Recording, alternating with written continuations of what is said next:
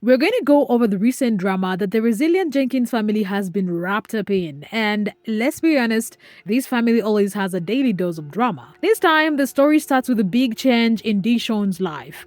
After 3 years of no contact, the court finally stepped in and gave his mom, Desiree, the right to see him. Stephanie, of course, fought against it, but she lost. The judge made it clear if the Jenkins tried to block visitation again, there would be serious consequences, and that is exactly where this latest chain of events began. So Dishon eventually got the long-awaited chance to have a sleepover at Desiree's home, the mother he had only just started reconnecting with after 3 long years of no contact. This wasn't just any ordinary weekend plan, it was a court-approved milestone that Stephanie had tried her hardest to prevent. For years, she had fought against reunification, painting herself as the one who knew best for Dishon. But in the end, the court's decision stood firm. Desiree was granted clear visitation rights, including full weekend sleepovers. So, for Stephanie, it must have stung. A very public and undeniable loss in a battle she thought she could win. Yet, there was nothing more she could do. When the weekend finally arrived, Desiree seemed determined to make it unforgettable for her son. She approached it like a mission, to give him moments he would never forget and to show him a side of life he had been missing for far too long.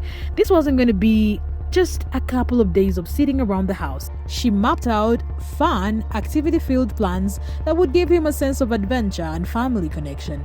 First stop, the movies, complete with popcorn, laughter, and the thrill of a big screen. After that came a huge outing to a bustling amusement park, the kind of place filled with rides, bright lights, and excited chatter in the air. Alongside him for the weekend were his cousins and half-siblings, creating a lively group where he could feel included and surrounded by relatives who cared. Among the kids was Alita's son, the very child Drew has continuously failed to pay child support for, a detail that adds a certain irony and weight to the whole situation. Even so, the presence of all these family members made the weekend feel like a reunion of love and support rather than just a visitation. For Dishon, this was far more than just another weekend. It was a first real taste of an extended family pulling together just for him, making him valued, wanted, and seen. Witnesses later described how he lit up at the park, how his eyes stayed wide with excitement, and how his smile never seemed to fade. Honestly, it is not surprising at all when you think about the contrast. His usual life meant an entire summer confined to a cramped motel room with no activities, no trips, no new experiences. His biggest form of play being laps around the yard. Now, in this first real visit with his mom, he had the thrill of a small kids park plus the magic of a large amusement park. He got to experience rides that twisted and soared, share cotton candy with cousins, and feel the kind of joy you can only get from something brand new. The laughter, the rides, the shared family moments. For a boy starved of such experiences, it must have felt like stepping into a different world entirely. But Stephanie, rather than celebrate this milestone for her son or acknowledge the joy it brought him, she chose to take a different route. She had other things to say. Jealousy, it seems, completely took over Stephanie. Instead of acknowledging that her son may have had a positive, joy-filled weekend, she jumped straight into damage control. She began telling her followers, friends, and anyone who would listen that Dishon did not enjoy his visit with his mom. This was a new territory for her. She had done something similar before, spinning a narrative that Desiree was an irresponsible mother who had abandoned her son for drugs, alcohol, and partying. It was a familiar pattern, frame the other parent in the worst possible light to maintain control over the story. This time, Stephanie wasn't alone in pushing this version. She enlisted the help of one of her most loyal online allies, Jenna Jenkins. Jenna eagerly took up the role, posting videos claiming she had just spoken with Stephanie. In these videos, Jenna repeated Stephanie's story that Dishon returned from the weekend upset, wanting to leave his mom's house and come back to the Jenkins. Good morning, everybody. So we are just learning now that Desiree has picked up Deshaun for their first weekend visit. Truthfully, I'm a little nervous, but I really pray that it is a good visit. I know that the visits have not been going well, that Deshaun is very, unmotivated to go. And so I just hope that this weekend is a good weekend and he has a positive experience with it. And I really, truly hope that he enjoys getting to see his mom and getting to know his sibling. However, I'm very concerned just with everything we have seen coming out of the Desiree camp lately, the fact that she is not able to feed herself, the fact that she is begging people for money in inboxes for some drinky drinks. I just pray to God that she's sober, and I pray to God that he has a bed to sleep in or in a room, because it doesn't seem like any of those things have ever been acquired for Deshawn. And I just hope it's a good weekend. Truthfully, I do. I pray that, Desiree, you stay off TikTok and enjoy your son. We know that Deshawn has not been responding well to these visits, and that he has been very adamant that he does not want to go. However, this is his mom, and I do think that, they should be able to bond, and so I hope that that goes well. However, I just want to say, I'm worried, right? She has 3 other children that she does not care to see. One of those children is a 13-year-old boy who has not been to school in almost 7 years. CPS has been called out several times. And CPS has even showed up on Drew and Stephanie's porch, been like, hey, do you know where this woman is at? Because her kids were abandoned. So yes, I have some concerns about Deshawn being over there this weekend. However, I truly, truly hope that it is a good visit and that it goes well. And to the squad members that continue to make fake accounts to then stalk my child, I just want to say shame on you. It's so disgusting, it's so vile, and it's really gross. All I have ever done is get on here and tell the truth, and you guys literally are bringing up stuff from my past. You'll never catch me in a lie. Sorry, I've been honest with you guys about everything. But they're making fake Jenna Van Opdorp accounts. They're also making fake accounts of my mom to harass my daughter. This is just what they do. We saw Arlena doxing a child and then talking about Stephanie's children as if they had personally done something to hurt her or cause her pain in life. These women have no regards for other people. Jenna tried to bolster the claim with specific details, saying Deshawn did not even have a bed at Desiree's house.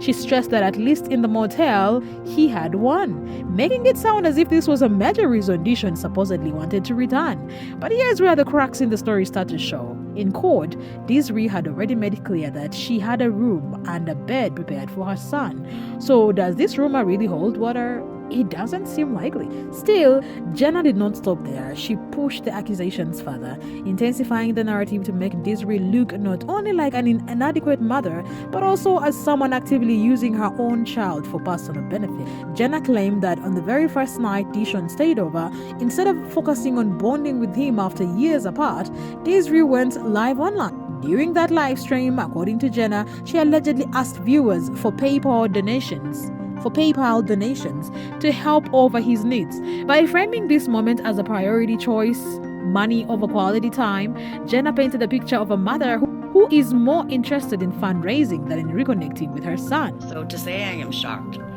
we are finding out right now that Desiree Creer, in fact, did not receive her PayPal money. So we learned a few weeks ago that Desiree blew through her GoFundMe money, mismanaged every other money app that she got money from, Cash App, Zelle, Venmo, right? We know this.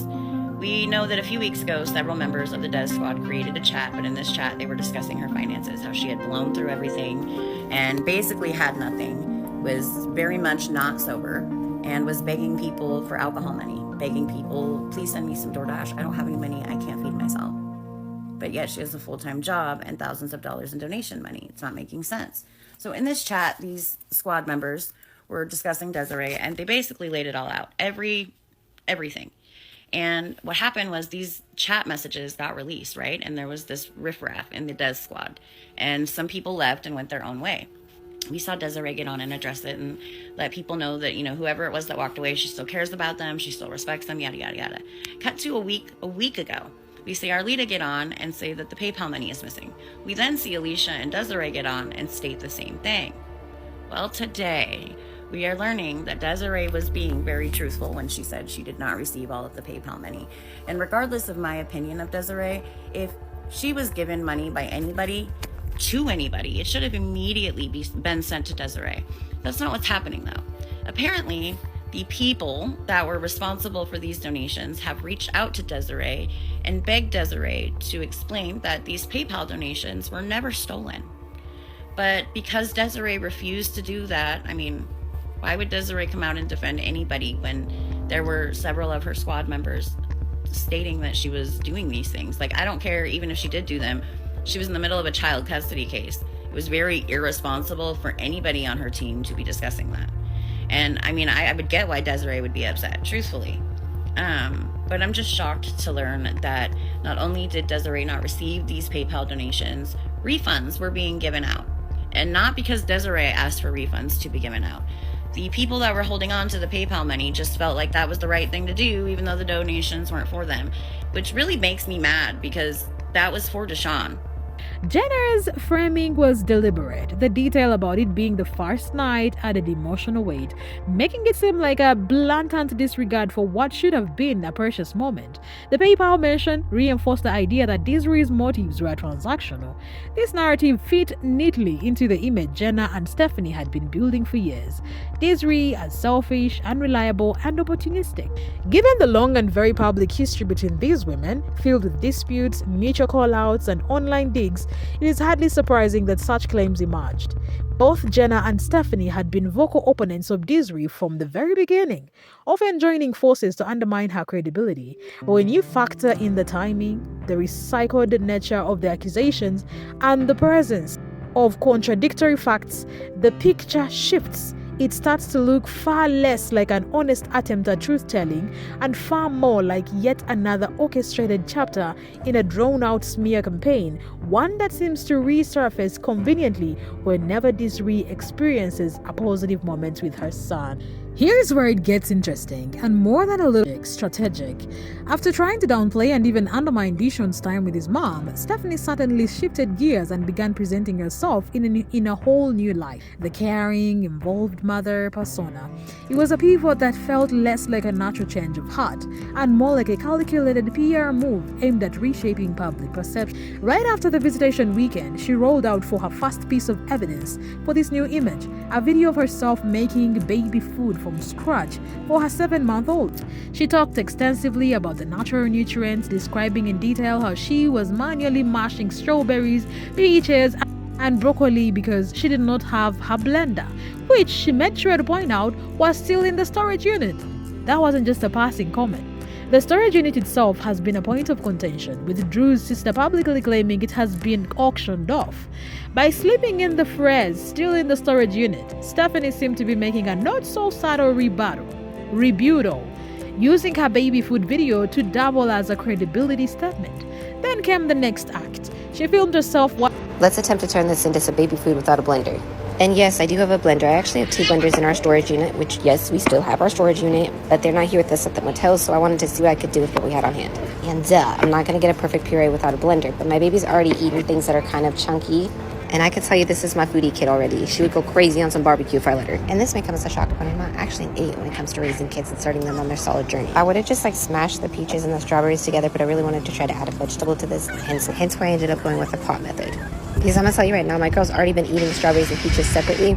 She may have got that from me, but I think peaches might be her favorite fruit. And I don't know if y'all have noticed, but these peaches are going out of season so quick this year. I swear we've had 1 good month. Maybe that's just for the yellow peaches though, because we switched to the white ones and they're doing okay still. All right, like I said, I threw everything in a pot and then I added half a cup, maybe a cup of water. Gotcha. Y'all probably really thought I was that stupid that I was gonna put honey in here. But I did know she wasn't gonna go for it if it even tasted just a little bit bitter, so I wanted to add just a little bit of sweetener. I did half of this 1/8 cup of sugar, so it was barely any sugar. I let it boil until everything was soft enough for me to mush like I was just showing, and then I brought a whisk and I wanted to finish the process outside because it was just really nice outside.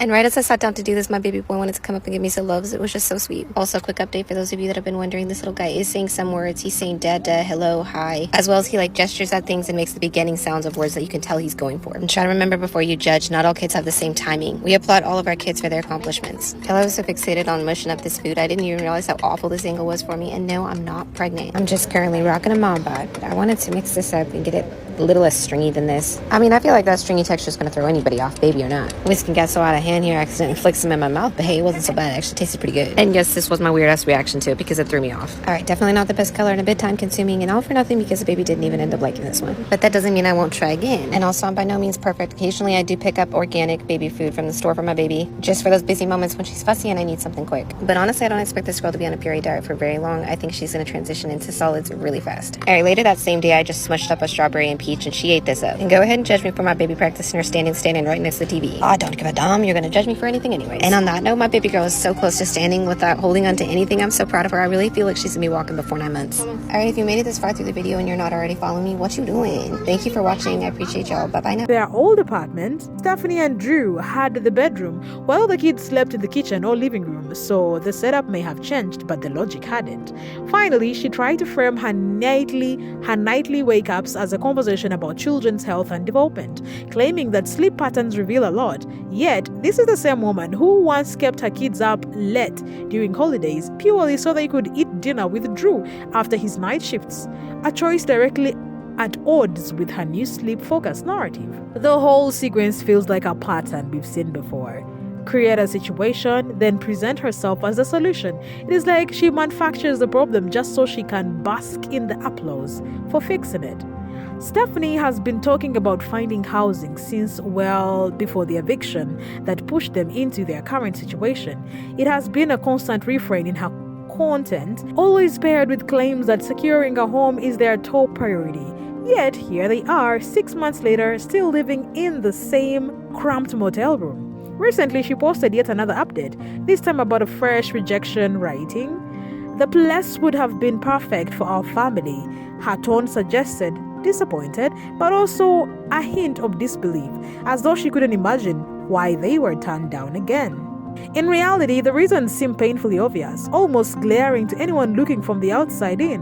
First, she carries the heavy baggage of an eviction record for not paying rent, a mark that landlords view as one of the biggest red flags imaginable. Once that record appears in a tenant screening, many property owners won't even read the rest of the application. Second, her housing applications often fail to align with the actual needs to her family. Trying to secure a home with fewer rooms than a family of 7 should reasonably have signals to landlords that the living arrangement could become problematic, noisy, or disruptive for neighbors. Third, there is the undeniable problem of her public image, something she has built herself through her own social media posts. Videos and photos regularly show messy, cluttered living spaces, sometimes with clear signs of neglect.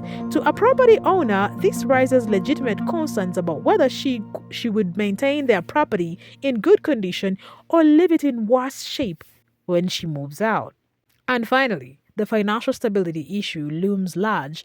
Neither she nor Drew have consistent, verifiable full-time jobs. She leans heavily on fluctuating social media income that depends on views and engagement, while he works only part-time. This combination doesn't inspire confidence in their ability to make on-time rent payments month after month. If Stephanie truly wanted to break free from this cycle, there are more attainable, realistic housing options available. Renting a trailer, for example, could be significantly cheaper, easier to qualify for, and still offer enough space to give the children separate areas, all without the stricter screening criteria tied to traditional rentals. But instead of pursuing something practical, it seems she may be holding out for a different kind of break.